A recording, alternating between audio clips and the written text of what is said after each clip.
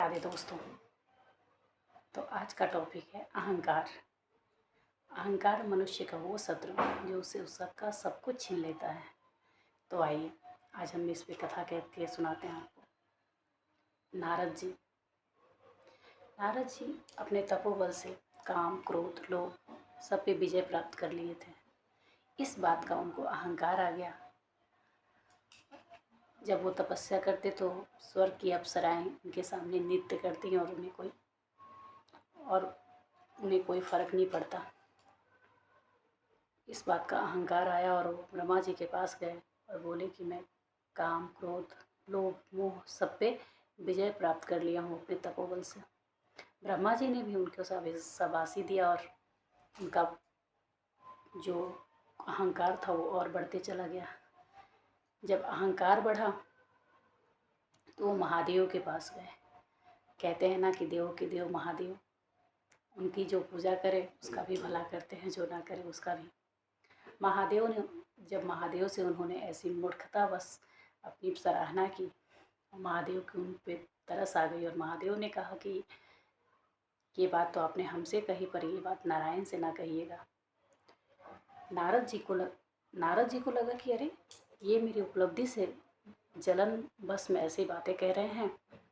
नारद जी को ये मन में विचार आया और वो नारायण के पास जाके अपना गुणगान करने लगे कि मैं सब काम, क्रोध, लोभ सब पे विजय प्राप्त करके आया हूँ। इस पे नारायण मुस्कुरा दिए और कहा जाता है ना कि नारायण तो मायापति हैं और माया रहित ही ये संसार है। नारायण ने माया को आदेश दिया कि एक नगर की रचना की जाए।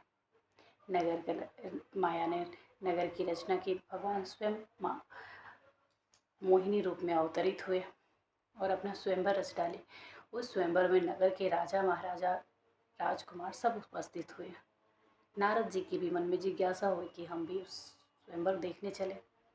ये मन में जिज्ञासा हुई और नारद जी स्वयंवर देखने मोहिनी का स्वयंवर देखने के लिए उपस्थित हुए। जब नारद जी उपस्थित हुए और जैसे ही मोहिनी रूप देखा, मोहित हो गए। फिर क्या था, मन में निश्चय कर लिया कि अब इन्हीं से विवाह करेंगे। जब ये बात मन में निश्चय किया तो ये मन में बात निश्चय करके मन में निश्चय किया कि नारायण से तो सुंदर दूसरा जग में कोई नहीं है, तो क्यों ना हम नारायण से ही उनका रूप मांग लें, जिससे हमको मोहिनी पसंद कर ले और हमारी कन्या बन जाए और हम हमसे विवाह कर लें। ये बात मन में विचार कर नारद जी नारायण के पास चले गए और कहा कि मुझे विवाह करना है और मुझे आपका रूप चाहिए।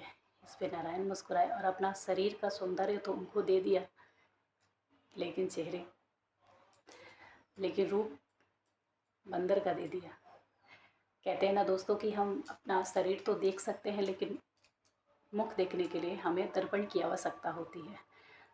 उन्होंने बिना दर्पण को देखे, मन में अहंकार तो भरा पड़ा था, अहंकार लिए वो मोहिनी के स्वयंवर में सम्मिलित हुए। जब स्वयंवर में सम्मिलित हुए तो जैसे ही राजाओं ने, बाकी समस्त लोगों ने जब उनको वहाँ उस रूप में देखा, सब उनकी हंसी उड़ाने लगे। इस पे नारद जी को अत्यंत क्रोध हुआ। क्रोध बसा के उन्होंने सामने रखे दर्पण में जब अपना चेहरा देखा, एकदम पूरा क्रोध में एकदम आ गए और भगवान विष्णु को श्राप दे दिया